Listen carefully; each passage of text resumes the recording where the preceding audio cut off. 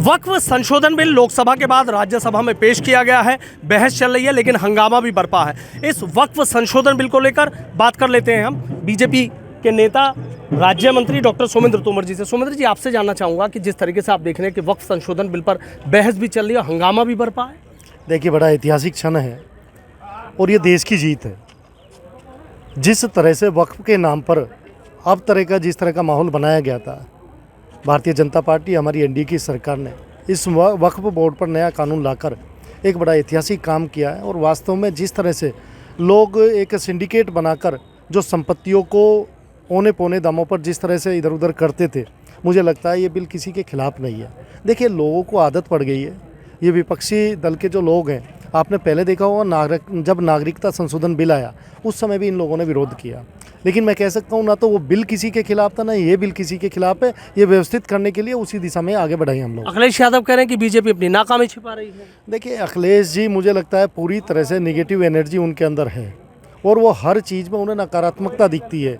जब महाकुंभ जैसा धार्मिक आयोजन और विश्व का सबसे बड़ा आयोजन हो, उसमें भी उन्हें नकारात्मकता दिखाई दी, आपने ये देखा होगा।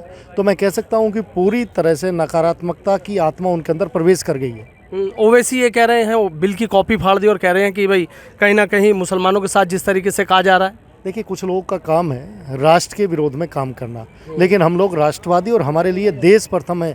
देश को प्रायोरिटी पर लेकर हम लोग काम करते हैं। जो देश के हित में होगा उसी कानून को लेकर हमारी सरकार लेकर आएगी। अजय राय कह रहे हैं कि 8 साल जो हैं वो विनाश के साल हैं। देखिए, आपको पता है कि कांग्रेस के बारे में ज़्यादा कहने की आवश्यकता नहीं है। कांग्रेस को देश ने अच्छी तरह से देखा है कि वो लोग कहाँ तक सीमित थे, लेकिन हमारी प्रायोरिटी और हमारे लिए, मैंने कहा ना, कि देश प्रथम है। अच्छा, बीजेपी जिस तरीके से कह रही है कि मुस्लिमों के कहीं ना कहीं फ़ायदेमंद ये बिल होगा, लेकिन आप देख रहे हैं विपक्ष पूरी तरीके से एक ही बात कह रहा है कि मुसलमानों के साथ धोखा किया जा रहा है, उनके लिए है नहीं, उनकी ज़मीनों पर कब्जे करने की कोशिश की जा रही है। देखिए, मैंने पहले भी कहा, जिस तरह से नागरिकता संशोधन बिल के लिए भी इन लोगों ने लोगों को उकसाया, उनको गलतफहमियां पैदा की, इस बार भी वो यही करना चाह रहे हैं। लेकिन मुझे लगता है कि जो सच्चा मुस्लिम है, जो हिंदुस्तान से प्रेम करता है मुस्लिम, वो इस बिल का समर्थन कर रहा है। आपको लगता है मुस्लिमों को ये बात समझ में आ जाएगी? देखिए, नागरिकता संशोधन समझ में आया, धीरे धीरे आप देख भी रहे हैं कि इसके रिएक्शनरी भी, इसके पक्ष में भी मुस्लिम समाज उतर कर आया और वो इस बिल के पक्ष में बोल रहा है। कुछ विपक्ष को नसीहत आपकी तरफ से? देखिए, मैं तो यही कहूँगा कि भगवान उन्हें सद्बुद्धि दे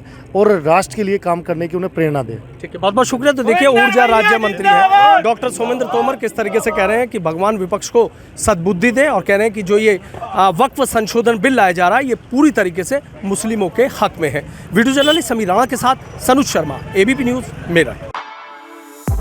For exclusive and insightful videos, subscribe to our new channel ABP Live Premium. For exclusive and insightful videos, subscribe to our new channel ABP Live Premium.